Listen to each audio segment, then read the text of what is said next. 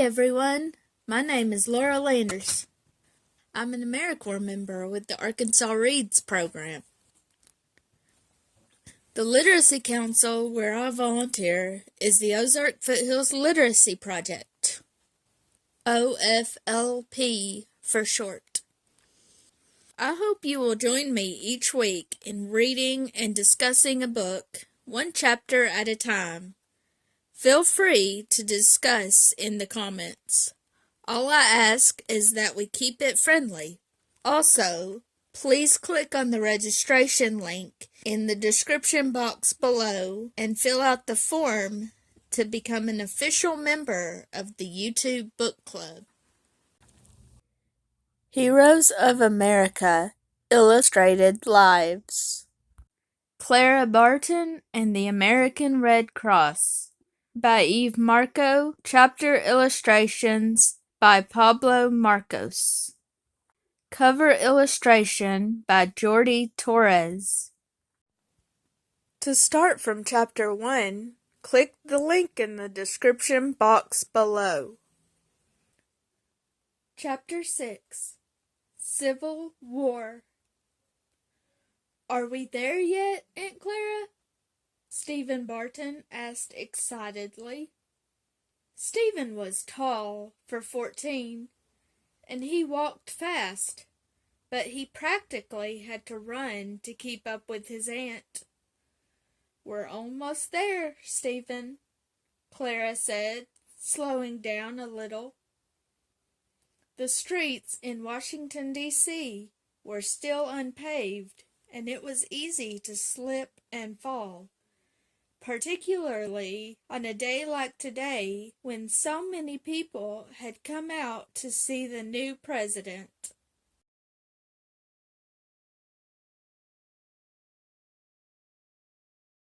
It was March 4th, 1860, Inauguration Day. The day was cold but clear, with bright sunlight. People hurried alongside them. After 6 years of living in Washington, Clara really loved the city.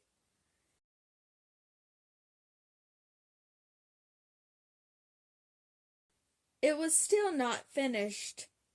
Most of the government buildings had not yet been constructed, and the streets were often muddy. Clara loved nothing more than to go down to the Capitol building after she finished work and listen to the arguments of senators and representatives from all over the country as they debated the future of the United States. She loved copying secret papers in the U.S. Patent Office, where she now worked as a copy clerk. It was different from teaching, and Clara Barton was happy. But today promised to be the most exciting day of all. A new president was going to be sworn in on the steps of the Capitol. His name was Abraham Lincoln. "There's the Capitol," Clara said to her nephew, pointing to a building with 2 wings that still had no roofs. "Once it's finished, the House of Representatives will meet there," she pointed, "and the Senate will meet there. It doesn't look like much now," she said with a smile, "but you wait till it's finished. It'll be the most beautiful building in the country." "Look at how many people are standing below the steps," Stephen exclaimed. "They've come just like us to watch Mr. Lincoln be sworn in." A large black carriage rolled slowly down Pennsylvania Avenue and made its way towards the Capitol. In it sat Abraham Lincoln and his wife, Mary Todd Lincoln.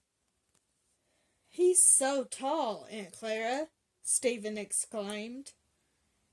That's true, Clara thought when she saw Abraham Lincoln for the first time.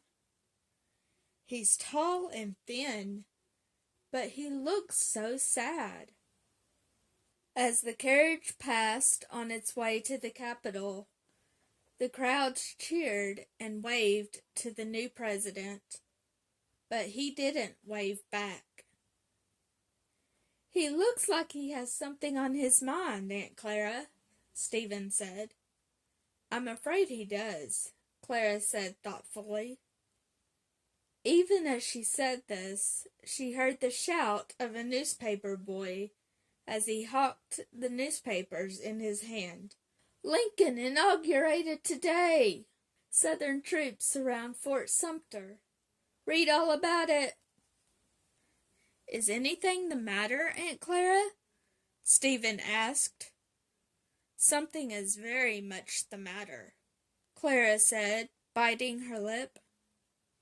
Her big black eyes, usually full of fun and laughter, were now serious, even sad. "These are very difficult times for our country." "Is there going to be a war, Aunt Clara?" "I don't know, Stephen. When Abraham Lincoln won the election last fall, 7 southern states withdrew from the United States, seceded, and proclaimed their independence. They call themselves the Confederate States of America." "Why, Aunt Clara?" "Because the people in those 7 states owned slaves," Clara explained. "Abraham Lincoln disapproves of slavery, as do many other Americans in the northern states."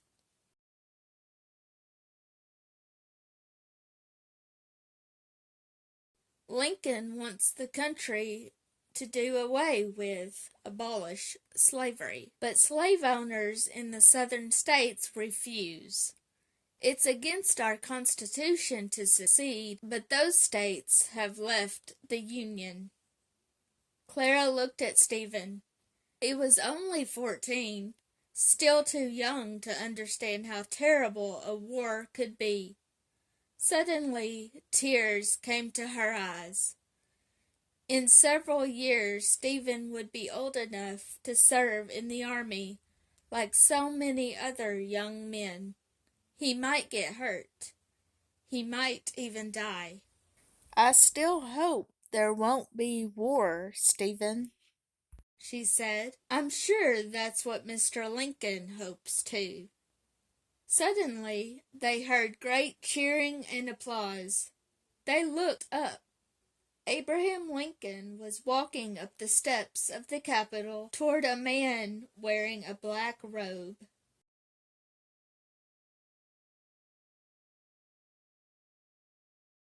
"What are they doing now, Aunt Clara?" Stephen asked, very excited. "The man in the black robe is Roger Taney," Clara explained.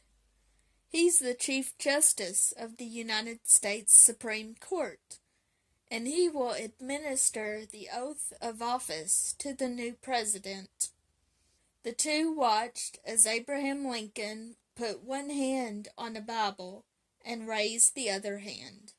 They couldn't hear the words because the people were applauding and cheering. But Clara knew that when Abraham Lincoln lowered his hand, put the Bible down, and shook hands with Chief Justice Roger Taney, he had just become the 16th President of the United States. Then Abraham Lincoln stepped forward. He talked to the crowd standing below him. He talked about the importance of keeping the United States one country, one union. He also called for peace, not war. That day, Lincoln said, "We are not enemies, but friends. We must not be enemies. Though passion may have strained, it must not break our bonds of affection." Clara again had tears in her eyes. Abraham Lincoln had spoken aloud the thoughts she had had for many months. She looked at the new president as he stood atop the steps of the Capitol, accepting the applause of the crowd around him, but his face was still solemn. Such heavy responsibilities are on his shoulders, Clara thought. How she wished she could help him.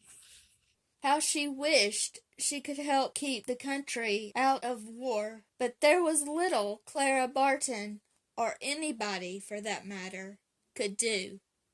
Right after the inauguration of President Abraham Lincoln, South Carolina sent soldiers to attack Fort Sumter. The few U.S. soldiers in the fort held out as long as they could, but finally they had to surrender.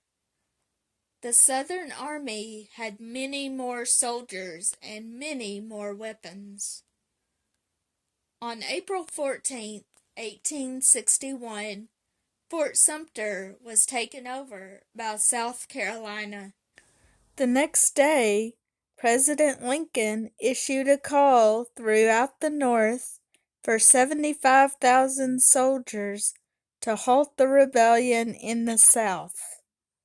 The Civil War had begun.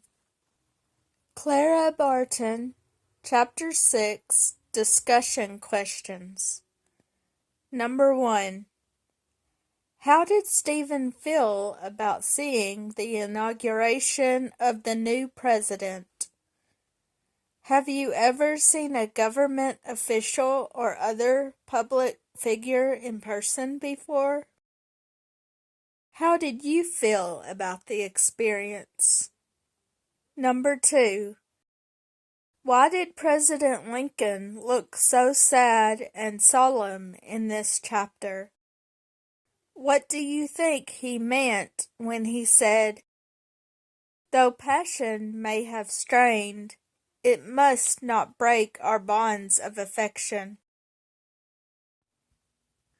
Please post your discussion in the comments below.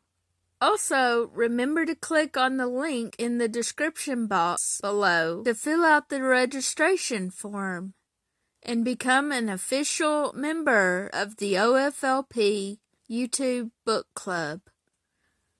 Next week, I will post the next chapter and discussion questions, so be on the lookout for that. Thank you so much for listening and participating. Have a great week.